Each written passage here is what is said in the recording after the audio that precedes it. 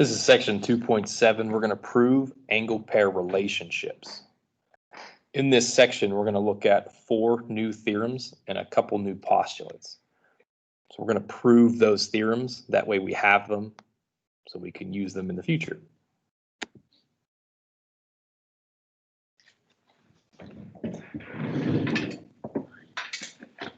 Here's your first theorem. It's called the right angles congruence theorem. It says that all right angles are congruent.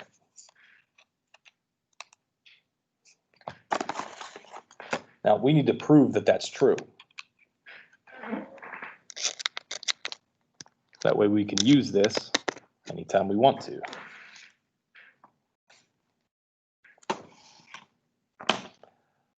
So here's what we're given.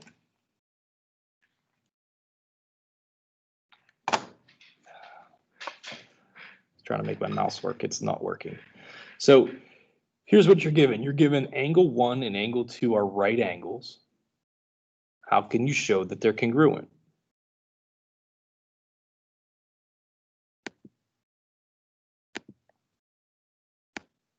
Well, the first thing you're going to do is state the given.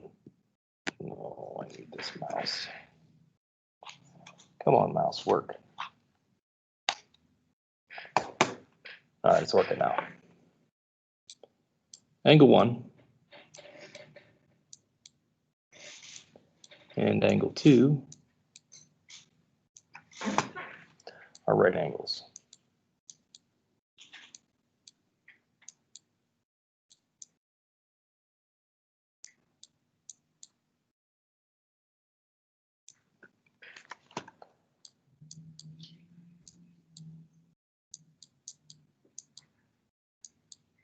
That's given information. Now, being a right angle, that's a term. What does it mean to be a right angle? You should know something about its measure. Measure of angle 1 is 90.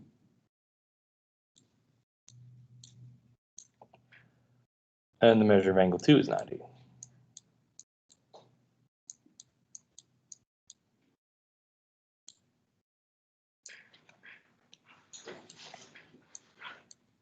Remember that little hint.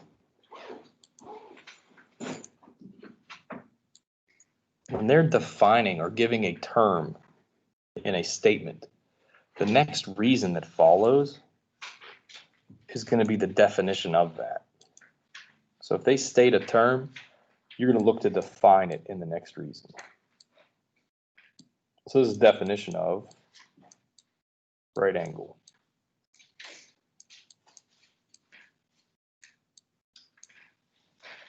Now, you need to look at this statement too. What follows from statement 2? We want to show that angle 1 and angle 2 are congruent. Well, if these are both 90, wouldn't that make them congruent? You have 2 things, angle 1 and angle 2, and they both equal the same thing. So the measure of angle 1 equals the measure of angle 2. When 2 different things equal the same thing, that's your transitive property.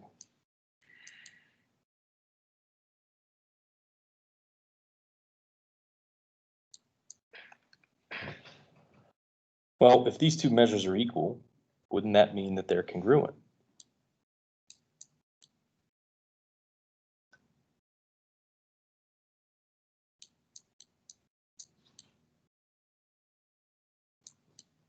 You know that it means that because you know what congruent means.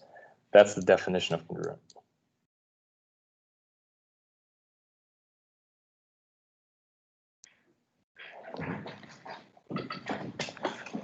We just proved this theorem, 2.3. It's in your theorem packet. It's the right angles congruence theorem. And we're going to use this theorem a lot. Anytime we see right angles in a diagram and we need to prove something, this is probably going to be what we use. We know that all right angles are congruent, and we just proved it in 4 steps.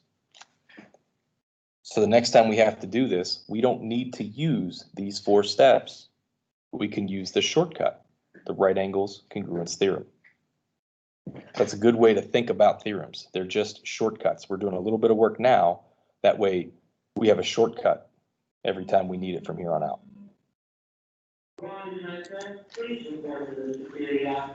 Here's a great example. We're going to use this right angle congruence theorem. We're going to write a 2-column proof. We're given some information and we need to prove that angle B and angle C are congruent. So you need to know how to read this. What are we given to use? They show it. It's marked over here. Segment AB is perpendicular to segment DC. That's what that means. Also, this segment DC is perpendicular to this segment BC.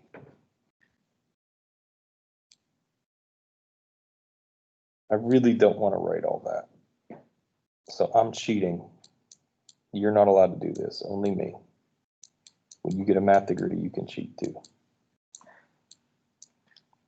So this given information is what your first statement needs to be. Remember the little hint. This is a term. Perpendicular is a term. What does it mean? Well, you need to use that definition.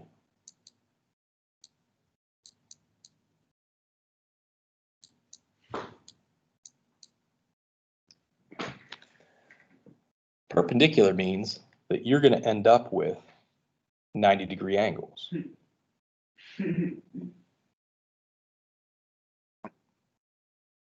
Or right angles.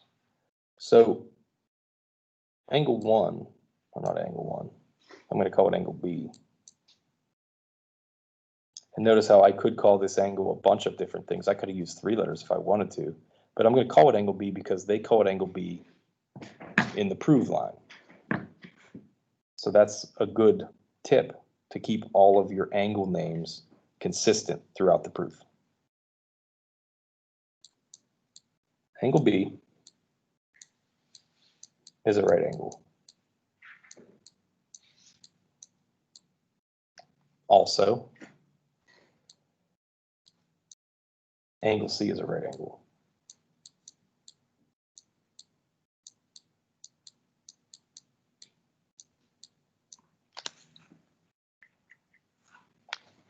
Now, if you know that they're both right angles, you could do the same thing we did on the last slide, and we could say that their measures are 90, which means they're both equal to each other, which means they're both congruent to each other. That's an extra 4 steps that you don't need. We have 2 right angles. What do you know when you have 2 right angles? You automatically know those 2 right angles are congruent to each other. That's the theorem that we just proved on that last slide. So this reason that I'm using is the right angle congruence theorem. So I can write it like that, or I can just write theorem 2.3. Right angle congruence theorem. And I'll put this in parentheses because you could say this also. No, I don't know how to write theorem 2.3.